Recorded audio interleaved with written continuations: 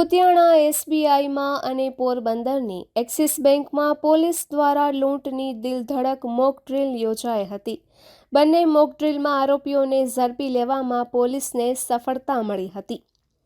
બેંકોમાં થતી લૂંટ કે અન્ય કોઈ ઇમરજન્સી ઘટનાઓ સમયે પોલીસ પ્રશાસન કેટલું સતર્ક છે અને કેટલી ઝડપથી ઘટના સ્થળે પહોંચી શકે છે તે ચકાસવા માટે કુતિયાણા પોલીસ દ્વારા શહેરમાં આવેલી સ્ટેટ બેંક ઓફ ઇન્ડિયા ખાતે મોક ડ્રીલનું આયોજન કરવામાં આવ્યું હતું. આ મોક ડ્રીલના દ્રશ્યો કોઈ ક્રાઇમ ફિલ્મના દ્રશ્યો જેવા જ દિલધડક હતા. બેંકમાં લૂંટારા ઘૂસ્યા હોવાની માહિતી મળતા જ પોલીસે એક્શન પ્લાન મુજબ કામગીરી શરૂ કરી હતી.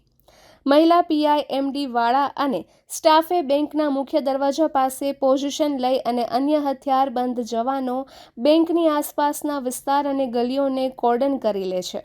સર્ચ ઓપરેશન દરમિયાન પોલીસની એક ટીમ બેંકની પાછળની ગલીમાં આવેલી એક બંધ મકાનમાં તપાસ કરે છે.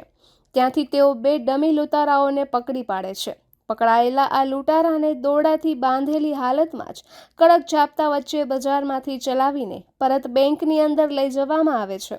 ભરી બજારમાં બંદૂકો સાથે દોડતી પોલીસ અને દોરડે બંધાયેલા આરોપીઓને જોઈને આસપાસના વેપારીઓ અને સ્થાનિક લોકો અચંબામાં પડી ગયા હતા અને છત પરથી તથા રસ્તા પર ઊભા રહીને આ ઘટના જોઈ રહ્યા હતા. જોકે બાદમાં આ એક મોકડ્રીલ હોવાનું જાણવા મળતા લોકોએ રાહતનો શ્વાસ લીધો હતો. બીજી તરફ પોરબંદર શહેર મધ્યે આવેલ એક્સિસ બેંક ખાતે પણ પોલીસ દ્વારા આ પ્રકારની મોકડ્રીલનું આયોજન કરાયું હતું, જેમાં 2 લૂંટારા દ્વારા લૂંટ કરવામાં આવી હતી, જેને પોલીસે ઝડપી લઈ મોકડ્રીલ સફળ બનાવી હતી. જોકે ભર બપોરે અહીં પણ પોલીસ કાફલો નિહાળી લોકોના ટોળા એકત્ર થયા હતા.